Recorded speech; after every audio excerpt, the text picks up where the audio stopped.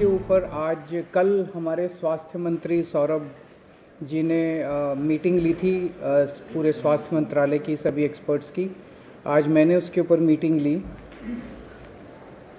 पूरे देश भर का अगर हम देखें तो सेंट्रल गवर्नमेंट ने लगभग 2 हफ्ते पहले 6 स्टेट्स आइडेंटिफाई किए थे जिसमें कोरोना ज़्यादा बढ़ रहा है। वो थे गुजरात, महाराष्ट्र, केरला, कर्नाटका, तमिलनाडु और तेलंगाना। उसमें दिल्ली नहीं था। तो उन 6 स्टेट्स में कोरोना ज़्यादा बढ़ रहा है, उनको स्पेशल हिदायतें दी गई थी, भाई आप थोड़ा सा ध्यान रखिए। लेकिन हमने अपनी तरफ से, क्योंकि दिल्ली में अगर हम देखें तो 15 मार्च को लगभग 42 केस थे जो डेली केसेस आते हैं, ये बढ़ के 15 दिन के अंदर 30 मार्च को 295 केस हो गए। तो ये सडन जंप जो है, ये थोड़ा सा पहले ही हमने इसको समझने की कोशिश की है कि ये क्यों बढ़ रहा है। तो 30 मार्च को कल की डेट में 295 केस थे। एक्टिव केसेस अभी तक के हो गए हैं 932 और टोटल टेस्ट्स जो हमने कल किए थे वो थे 2363। वैसे अभी कोई चिंता की बात नहीं है, 295 केस है, लेकिन हम समय रहते जो भी स्टेप्स उठाने की ज़रूरत है वो उठा रहे हैं। अभी तक टोटल 3 डेथ्स हुई हैं, उनमें 2 डेथ्स परसों हुई थी और 1 डेथ और 4-5 दिन पहले हुई थी। ये तीनों डेथ्स वो हैं जिसमें साइड डिजीज़ कोमॉर्बिडिटी जो है वो बहुत सीवियर थी तीनों केसेस में। तो ऐसा अनुमान है कि डेथ कोमॉर्बिडिटी की वजह से हुई है और शायद कोरोना इंसिडेंटल था, पर ये कहा नहीं जा सकता। तो जैसे एक केस है जिसमें किडनी का ट्रांसप्लांट हुआ था, वो 2-3 महीने से हॉस्पिटल में एडमिट था और उसकी डेथ हो गई। तो ये कहना कि वो कोरोना से डेथ हो गई, ये थोड़ा शायद गलत होगा, लेकिन ये फैक्ट है कि 3 केसेस ऐसी डेथ हुई है जिनको कोरोना था। इन 3 में से 2 दिल्ली के बाहर के रहने वाले थे। अभी इस वक्त जितने भी हमारे केसेस पॉजिटिव आते हैं, 100% केसेस की हम जीनोम सीक्वेंसिंग करा रहे हैं।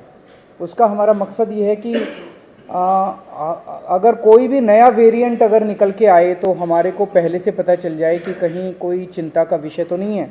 तो 100% केसेस की जीनोम सीक्वेंसिंग करा रहे हैं।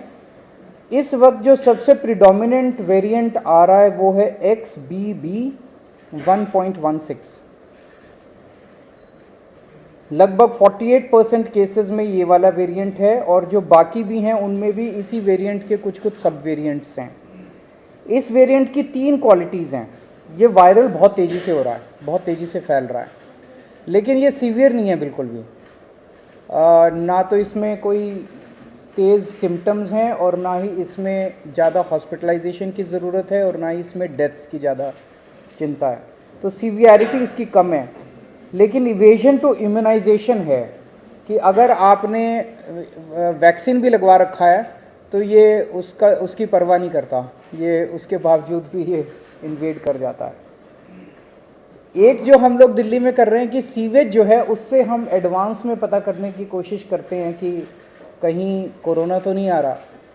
तो मिड फरवरी तक जितने हम सीवेज के 7-8 जगह से पूरी दिल्ली में सैंपल उठाते हैं सीवेज के और उनको टेस्ट करते हैं। पहले अगर कोरोना आता है तो पहले सीवेज में कोरोना डिटेक्ट होना चालू हो जाता है। मिड फरवरी तक 0 कम्प्लीटली पूरे दिल्ली में नेगेटिव था।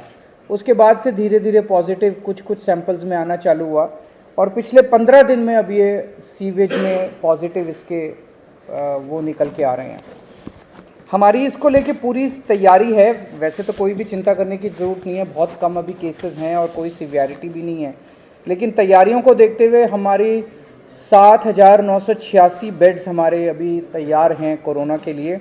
इसमें ऑक्सीजन वाले बेड्स भी हैं, इसमें वेंटिलेटर बेड्स भी हैं, इसमें ICU भी हैं। 7,986 बेड्स हैं जिसमें से 66 बेड्स केवल ऑक्यूपाइड हैं। 66 RT-PCR के टेस्ट करने की हमारे पास सफिशिएंट क्षमता है। लगभग 4,000 टेस्ट हम सरकारी लैब्स में करने के लिए हमारे पास क्षमता है और प्राइवेट लैब्स में तो 1 लाख से ज़्यादा टेस्ट पर डे करने की क्षमता है। वैक्सीन भी बहुत अच्छा परफॉर्मेंस अभी तक रहा, नेशनल एवरेज से ज़्यादा अच्छा रहा। 18+ की कैटेगरी में तो लगभग सबको वैक्सीन लग चुकी है, और 18 से निचली उसमें आए तो फर्स्ट डोज सबको लग चुकी है, सेकेंड डोज भी 85% के लगभग लोगों को लग चुकी है। हमारे पास सफिशिएंट एम्बुलेंस है, सफिशिएंट ऑक्सीजन अवेलेबल है, सफिशिएंट ऑक्सीजन स्टोरेज की कैपेसिटी है। 26 मार्च को हम लोगों ने 38 सरकारी दिल्ली सरकार के हॉस्पिटल्स की खुद ब खुद एक मॉक ड्रिल की थी कि बाई चांस अगर हो जाए तो, और इसमें जितने मान लीजिए कोई इक्विपमेंट काम नहीं कर रहा था, ऑक्सीजन वाली अवेलेबल है नहीं है, वैक्सीनेशन, सारी चीज़ों की एक तरह से ट्रायल करके देखा था कि सारी चीज़ें काम कर रही है कि नहीं कर रही। अब केंद्र सरकार के निर्देश आए हैं, 10 और 11 अप्रैल को एक बारी सारे सरकारी और प्राइवेट हॉस्पिटल्स की मॉक ड्रिल की जाएगी। इसके ऊपर दिल्ली सरकार एक कैंपेन चलाएगी, अब एक मीडिया कैंपेन चलाया जाएगा लोगों को कोरोना के बारे में जागरूक करने के लिए और एहतियात बरतने के लिए कि कोविड अप्रोप्रिएट बिहेवियर फॉलो किया जाए।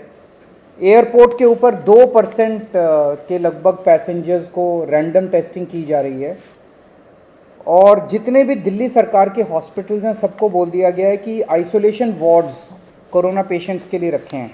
कहीं ऐसा ना हो कि किसी को बहुत सीरियस, मान लिया ILBS में किसी को किडनी ट्रांसप्लांट हुआ, उसको कोरोना हो गया, अब उसको कोरोना वाले हॉस्पिटल में नहीं ले जाएंगे हम, वहीं पे अगर आइसोलेशन बेड होगा तो वहीं पे उसको एक अलग वार्ड में कर देंगे, तो उसका कोरोना का, किडनी का भी ट्रीटमेंट होता रहेगा और उसका कोरोना।